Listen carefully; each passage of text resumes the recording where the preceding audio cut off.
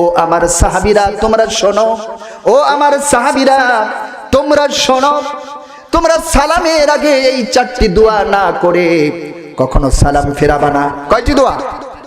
চারটি দোয়া না করে কখনো সালাম ফেরাবা না।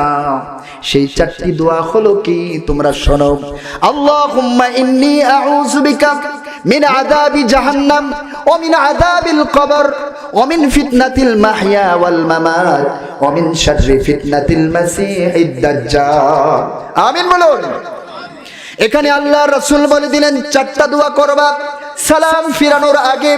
নাম্বার 1 হলো জাহান্নাম থেকে পানা চাইবা। কোত্থেকে জোরে বলুন। জাহান্নাম থেকে পানা চাইবেন। আল্লাহুম্মা ইন্নী আউযু বিকা মিন আযাবি জাহান্নাম। 2 নাম্বার ওয়া মিন আযাবিল কবর। কবরটা হবে সবচাইতে কঠিন গন্তব্য। মৃত্যুর পরে সর্বপ্রথম আপনার প্রশ্ন হবে কোথায়? কোথায়? এই মঞ্জিলটা যদি ভালো হয়ে যায় পরবর্তী মঞ্জিলগুলো আস্তে আস্তে ভালো হয়ে যাবে। এজন্য নাম্বার 2 বললেন আল্লাহর রাসূল 2 নম্বরে কবরের আযাব থেকে তুমি আল্লাহর কাছে পানা চাইবা। নাম্বার 3 হলো অমিন ফিতনাতিল মাহইয়া ওয়াল মামাত। জীবন এবং মৃত্যুর যে ফিতনা, এই যে জীবন এটা একটা পরীক্ষা। আল্লাহ কোরআনে বলেছেন সূরা মুলকের মধ্যে আল মাউতু ওয়াল হায়াতু লিয়াবলুয়াকুম আইয়ুকুম আহসানু আমালা। আমি জীবন এবং মৃত্যু দিয়েছি একটা পরীক্ষা। এটা একটা পরীক্ষা স্বরূপ। আল্লাহ বললেন, আল্লাহ রাসূল বললেন সাহাবায়ে আজমাইনদেরকে 3 নম্বরে তোমরা জীবন এবং মৃত্যুর এই যে নানা রকমের ফিতনা রয়েছে, মুসিবত রয়েছে, সমস্যা রয়েছে, এই সমস্যাগুলির জন্য আল্লাহর কাছে তুমি পানা চাইবা। কয়টা গেল? কয়টা গেছে? 3টা। 4 নাম্বার বললেন অমিন শাররি ফিতনাতিল মাসীহিদ দাজ্জাল। শেষ জামানায় যে দাজ্জাল আসবে, দাজ্জালের ফিতনা হবে সবচেয়ে ভয়ঙ্কর। এই দাজ্জালের ফিতনা থেকে বাঁচার জন্য আল্লাহর কাছে পানা চাইবা। সুবহানাল্লাহ বলুন। এই 4টি দোয়া না করে তোমরা সালাম ফিরাবা না। কিন্তু আমরা দুরূদ শেষ করার পরে দোয়া মাসুরাও পড়তে পারি না। এই 4টা তো পরের কথা, সময়ের কথা। কেন এরকম হলো? জামাতের সাথে যখন সালাত আদায় করি পাগল হয়ে যায়, ইমাম সাহেব এত দেরি করছে কেন? আমার তাশাহুদ পড়া শেষ, আমার দুরূদ পড়া শেষ, দোয়া মাসুরা শেষ, উনি কেন সালাম ফিরায় না? এরকম হয় না? আপনাদের হয় নাকি? এরকম হয় না? অনেকে আবার দেখবেন সিগন্যাল দেয়। সিগন্যাল দেয় না? বলে না যে আমার তো শেষ, হুজুর সালাম ফিরেন না কেন, এত দেরি করছেন কেন? এরকম করে না? আমার এখানে করে না এরকম? চিন্তা করেন কত বড় বেয়াদব। চিন্তা করেন নামাজের মধ্যে সে কথা কয়। এটা কথা বলে না? নামাজে কথা বললে নামাজ থাকবে? বিনা উজুরে উলামায়ে কেরাম যারা আছেন, বিনা উজুরে যদি কেউ কাশি দেয় নামাজ ভঙ্গ হয়ে যাবে না? এটা বিনা উজুরে কাশি না? তোমাকে কে বলছে হুজুরকে সিগন্যাল দেওয়ার জন্য? হুজুর তাড়াতাড়ি শেষ করেন, আমার দাওয়াত আছে, আজকে জুমার দিন, এত দেরি করতেছেন কেন? এটাই তো বুঝাচ্ছেন। আরো নানা কারণ। কাশি দেয়, কাশি, আজব কারবার। নামাজের মধ্যেও কাশি দিয়া হুজুরে জানান দেয় হুজুর তাড়াতাড়ি সালাম ফিরান। নাউজুবিল্লাহ বলেন না? নাউজুবিল্লাহ, আস্তাগফিরুল্লাহ।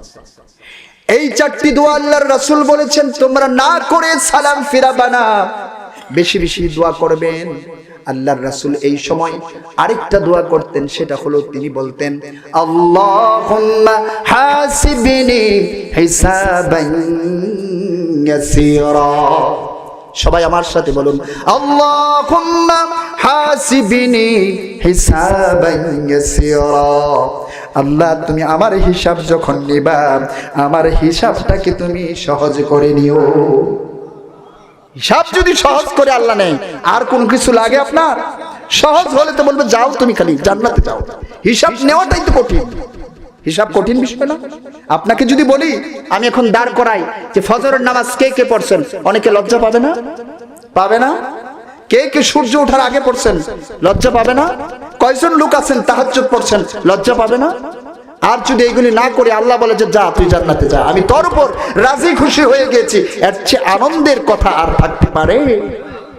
এজন্য আল্লাহর রাসূল দোয়া করতেন, আল্লাহুম্মা হাসিবনি হিসাবান ইয়াসীরা, আল্লাহ আমার হিসাবটাকে তুমি সহজ করে দাও।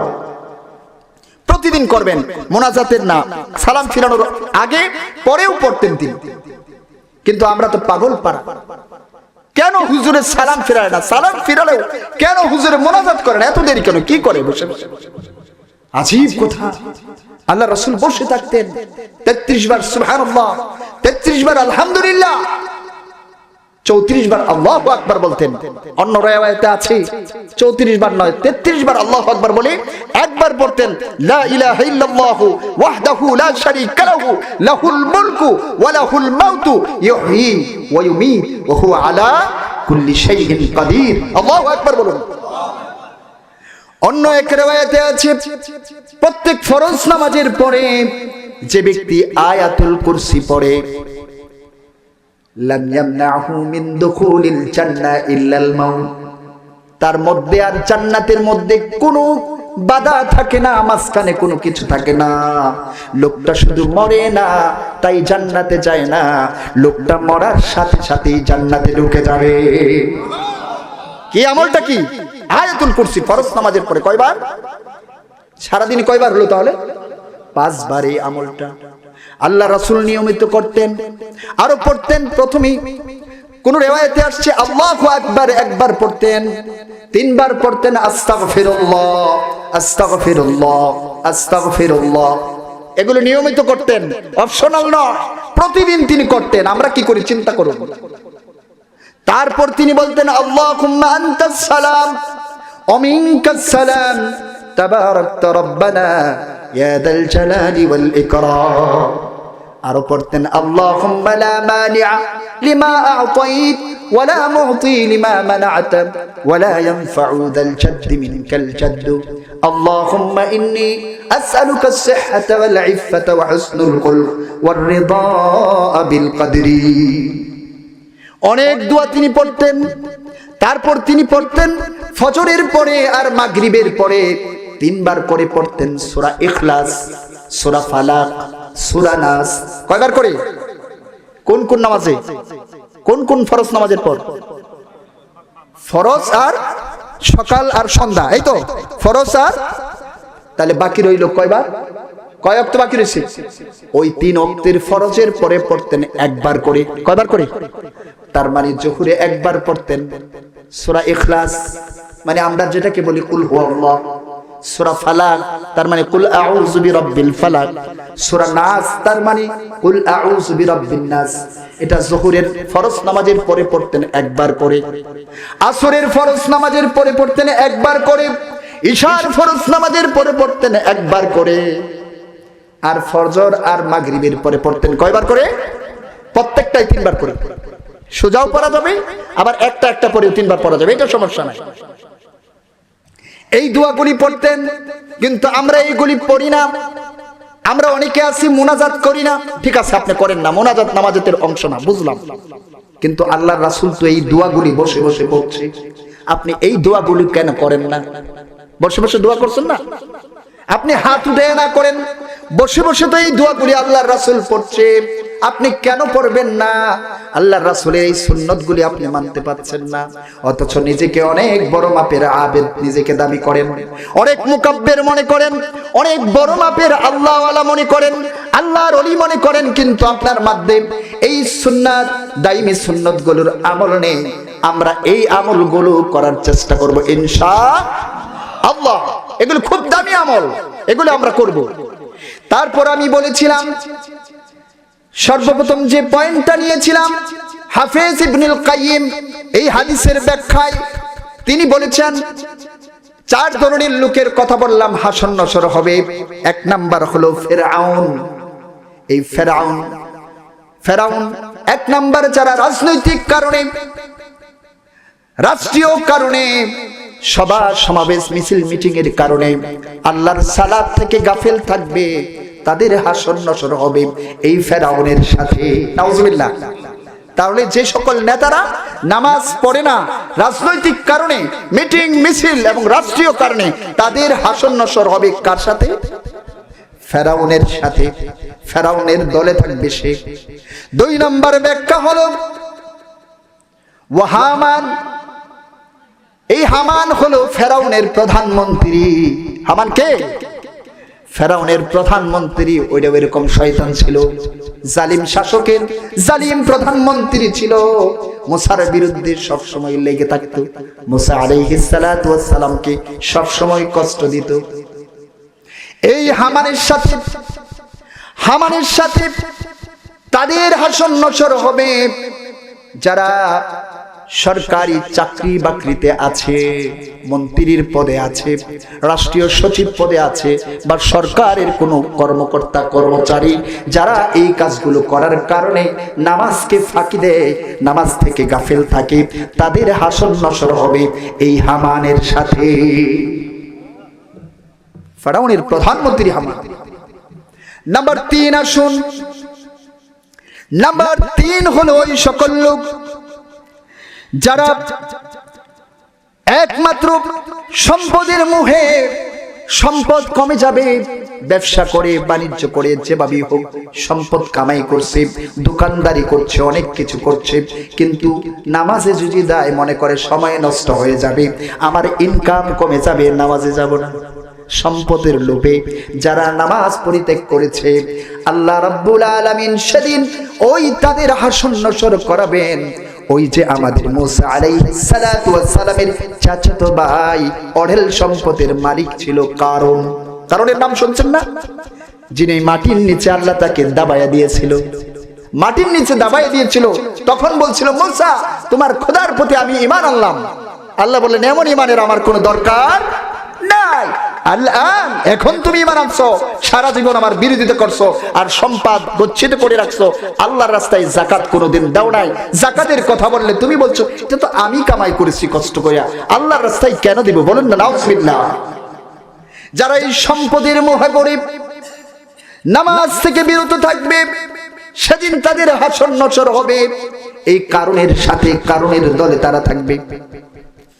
আর যারা ব্যবসা বাণিজ্যের কারণে বিভিন্ন কাজে ব্যস্ত থাকতো, ব্যবসায়িক সফরে থাকতো, এই ব্যবসা সেই ব্যবসা, নানা ধরনের ব্যবসায়িক কাজে সারাটা জীবন কাটিয়েছে, ব্যবসা করেছে, এক্সপোর্ট করেছে, ইম্পোর্ট করেছে, কিন্তু নামাজের সময় যখন হয়েছে নামাজের ধারা নাই, নামাজের কথাও শোনে নাই, জামাতেও হাজির হয় নাই।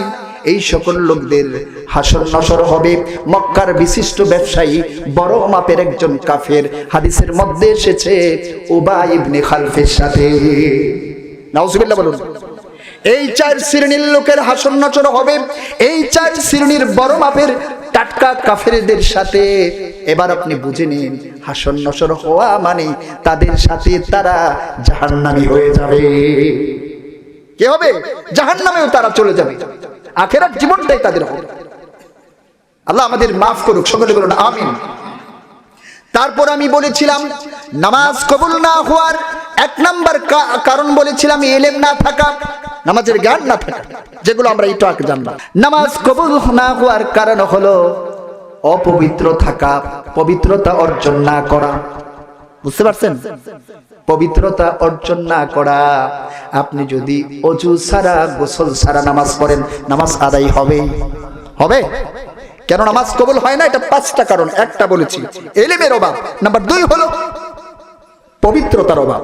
যদি আপনি পবিত্র না হন, আপনার নামাজ পড়বেন, কিয়ামত পর্যন্ত পড়বেন, আপনার নামাজই, কিন্তু আপনার নামাজ হবে না। শীতের দিন আপনার পিছন দিক দিয়ে বায়ু চলে আসছে, আপনি বলবেন এত ঠান্ডার মধ্যে ওযু করব না, বায়ুতে কেউ শুনে নাই, বা আসছে বা আসছে না সন্দেহ হচ্ছে। আপনি যদি ওযু না করেন তাহলে আপনার সালাত হবে? সালাত হবে না। আল কোরআনের 5 নাম্বার সূরা 6 নাম্বার আয়াতে আল্লাহ বলে দিলেন, ইয়া আইয়ুহাল্লাযীনা আমানু ইযা কুমতুম ইলাস সালাহ ফাগসিলু ওয়ুজুহাকুম ওয়া আইদিয়াকুম ইলাল মারাফিক ওয়ামসাহু বিরুউসিকুম ওয়া আরজুলাকুম ইলাল কা'বাইন। জোরে বলুন আল্লাহু আকবার। আল্লাহ তাআলা এখানে 4টা বিষয় বলে দিলেন। ও ঈমানদারেরা তোমরা শুনে রাখো, ও ও ইমানদাররা তোমরা শোনো, কান খাড়া করে শোনো। আমার আল্লাহ সূরা মায়েদায় 6 নম্বর আয়াতে এই কথাগুলি বলছেন। কি বললেন? তিনি বললেন, যখন তোমরা ইদ কুমতুম ইয়া আইয়ুহাল্লাযীনা আমানু ইযা কুমতুম, যখন তোমরা সালাতে দাঁড়াও। কোথায় দাঁড়াও? সালাতের জন্য দাঁড়াও। ফাগসিলু বুজুহাকুম, প্রথমে কি করো? ফাগসিলু বুজুহাকুম, তোমাদের মুখমণ্ডল ধৌত করো। আল্লাহু আকবার।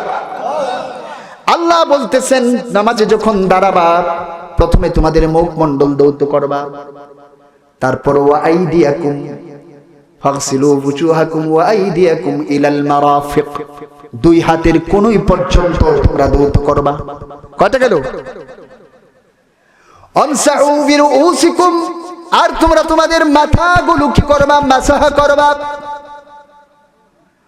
আমসাহু বিরুউসিকুম ওয়া আরজুলাকুম ইলাল কা'বাইন, আর এই যে দুইটা পা আছে দুইটা পায়ের টাকনো পর্যন্ত তোমরা ধৌত করবা। সুবহানাল্লাহ। এই চারটাই তো ওযুর ফরজ। কি বলেন? ওযুর ফরজ কয়টা? এই চারটা না? আল্লাহ বলে দিলেন। দেখুন, কোরআন নাজিল হয়েছে আজ থেকে প্রায় 1450 বছর আগে। কত বছর? 1450 বছর প্রায়। তখন এই বিজ্ঞানের এই যুগ ছিল না, বিজ্ঞানের এই ছিটে ফুটেও ছিল না।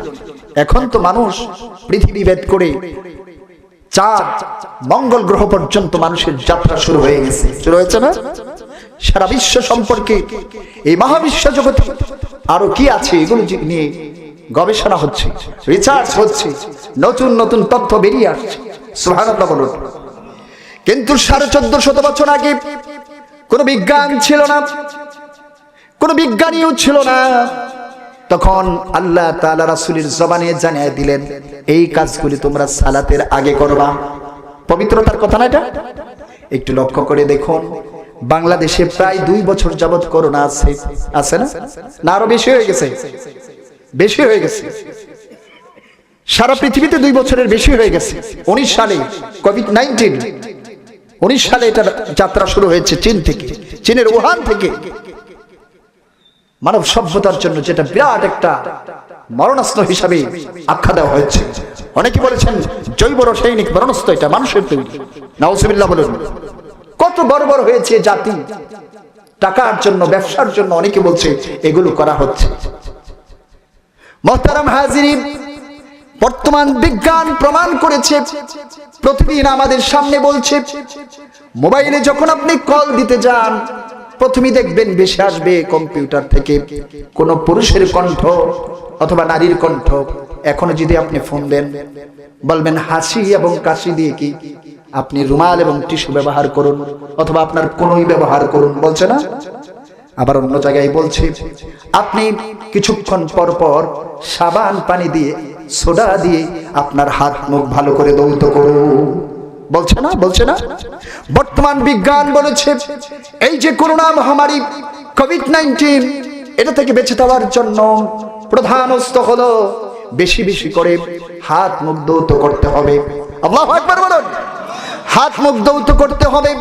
চিন্তা করে দেখুন, মহাবিজ্ঞানী আহকামুল হাকিমিন, মহাবিচারক ওয়াল ইয়াসিন ওয়াল কুরআনিল হাকিম, এই কোরআনটাকে তিনি বিজ্ঞানময় বলেছেন।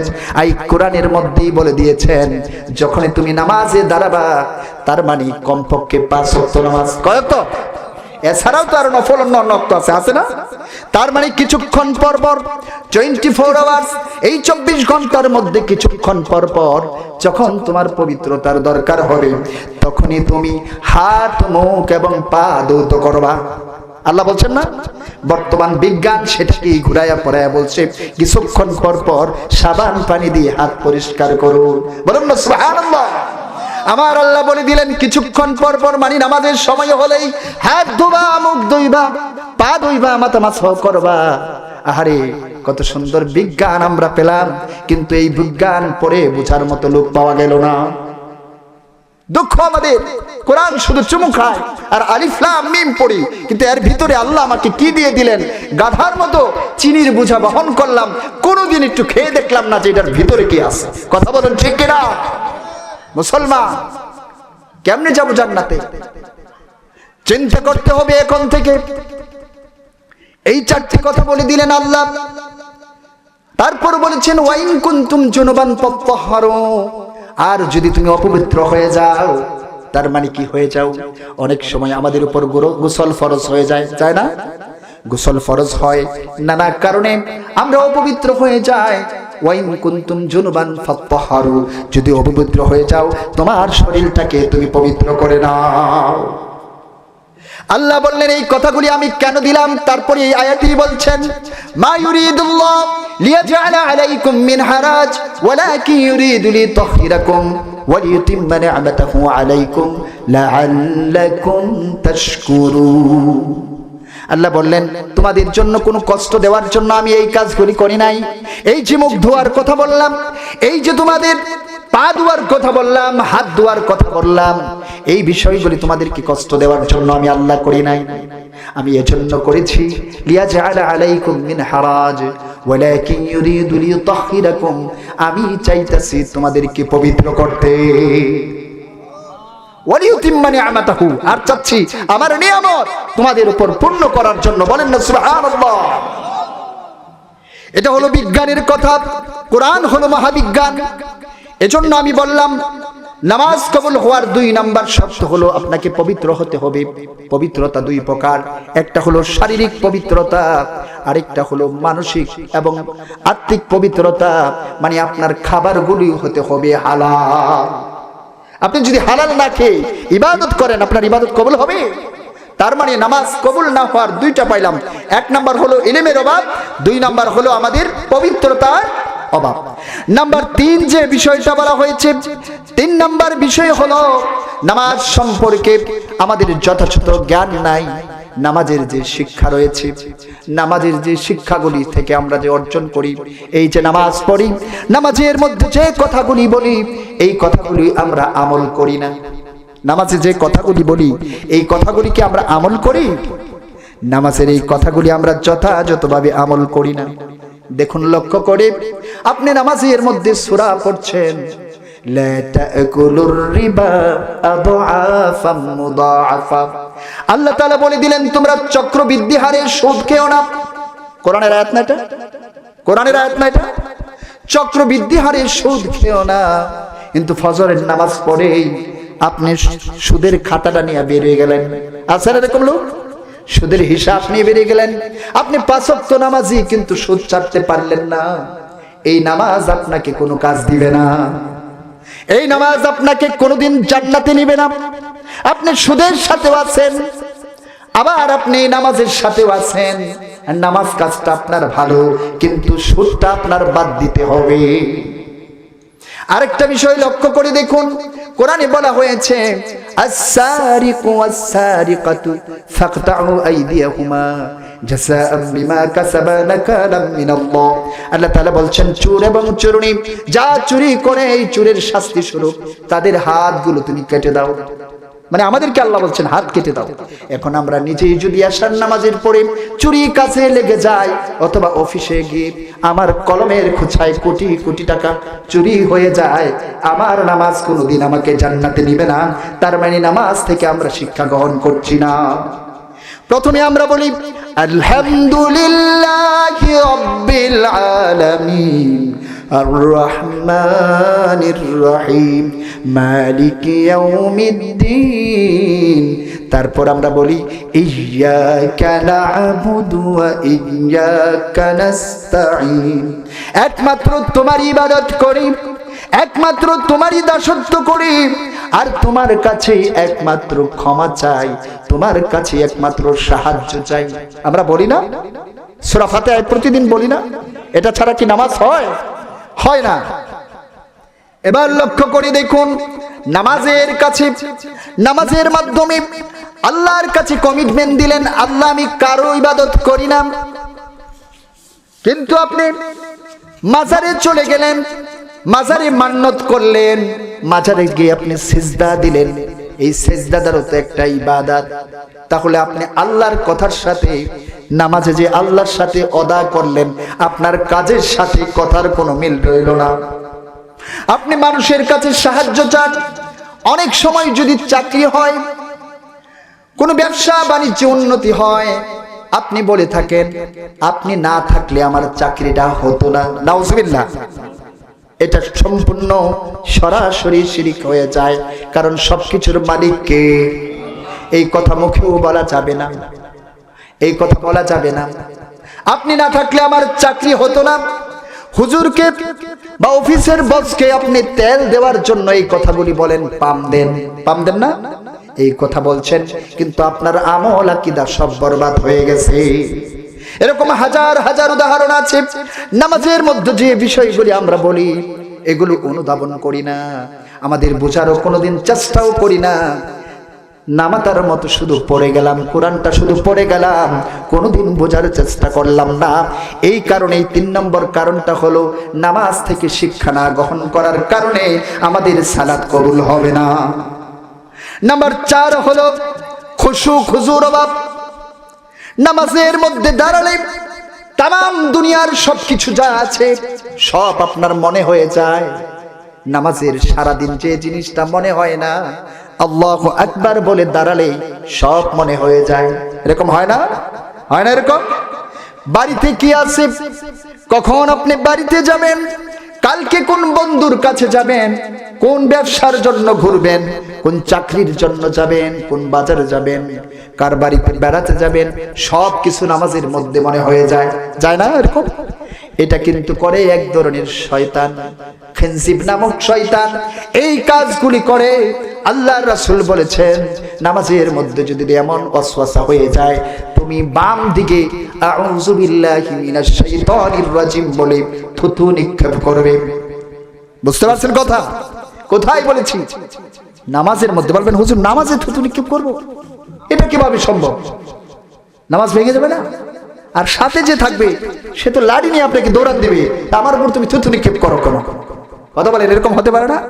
বিষয়টা এরকম না।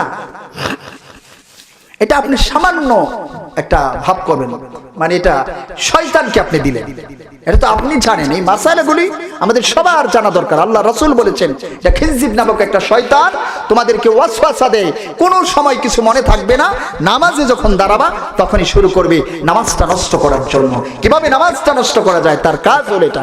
তুমি ওটা বাদ দিবা, এতে কোনো সমস্যা নাই। নামাজ কখনো তুমি ছাড়বা না, তুমি খুশু খুজুর সাথে ওই যখন মনের মধ্যে এগুলো উদয় হবে তখন আউযু বিল্লাহি মিনাশ শাইতানির রাজিম বলে বাম দিকে থুতু নিক্ষেপ করবে, অল্প সামান্য থুতুর ভান করবেন, তাহলে এই শয়তান আপনার থেকে পালিয়ে যাবে। বলেন না সুবহানাল্লাহ। এইভাবে নামাজ আল্লাহকে হাজির নাজির রেখে সালাত আদায় করতে হবে। যদি খুশু খুজুর সাথে নামাজটা পড়তে পারেন আল্লাহ আপনার নামাজ কবুল করবে, আর যদি খুশু খুজু না থাকে আপনার এই নামাজ কবুল হবে না। কয়টা গেল? 4টা কারণ গেল। কবুল কেন হয় না? 4টা কারণ।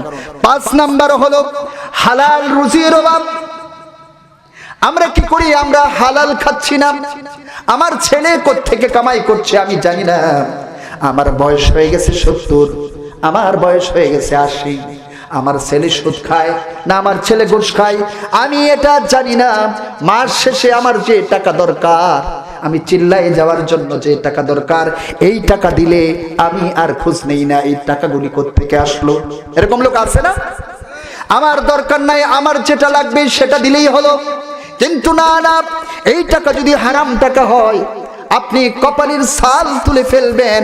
আপনার কপালের দিকে তাকালে মনে হবে আপনি নামাজি, দাগ পড়ে যাবে। কিন্তু আপনি কিয়ামত পর্যন্ত যদি জীবিত থাকেন আর নামাজ পড়েন, আর যদি আপনার খাওয়া আপনার পড়া যদি হারাম হয় তাহলে আপনার নামাজ কোনোদিন কবুল হবে না। সূরা বাকারা আল কোরআনের 2 নম্বর সূরা 172 নম্বর আয়াতে আল্লাহ তাআলা বলে দিলেন, ইয়া আইয়ুহাল্লাযীনা আমানু কুলু মিন তাইয়্যিবাতি মা রাযাকনাকুম ওয়াশকুরু লিল্লাহি ইন কুনতুম ইয়্যাহু তা'বুদুন। আল্লাহ তাআলা বললেন, হে ঈমানদারগণ, তোমরা পবিত্র রিজিক, পবিত্র খাবার গ্রহণ করো। মা রাযাকনাকুম, যা আমি তোমাদেরকে পবিত্র হালাল হিসাবে দিয়েছি তা তোমরা খাও। ওয়াশকুরু লিল্লাহ, আর আল্লাহর শুকর গুজার করো। যখনই কোনো কিছু খাবেন, খাওয়া দাওয়া করবেন, খাবার আহার করবেন, খাবারের পরেই আল্লাহর শুকরিয়া জ্ঞাপন করবেন। কারণ আল্লাহ এই আয়াতে বলেছেন এরপরেই আশকুরু লিল্লাহ, আর শুকর গুজার করবেন আলহামদুলিল্লাহ বলে। কি বলে? আলহামদুলিল্লাহ।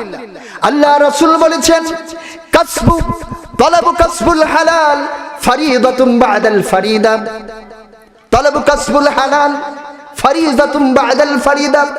ফরজের পরেও আরেকটা ফরজ হলো হালাল উপার্জন করা, হালাল রুজি রোজগারের অর্জন করা, তালাশ করা। এটা হলো ফরজের পরেও অন্যতম আরেকটা ফরজ। সুতরাং আপনার রিজিক যদি হালাল না হয়, আপনি সারাদিন নামাজ পড়লেও আপনার নামাজ কবুল হবে না। এই 5টি কারণে আপনার সালাত কবুল হবে না।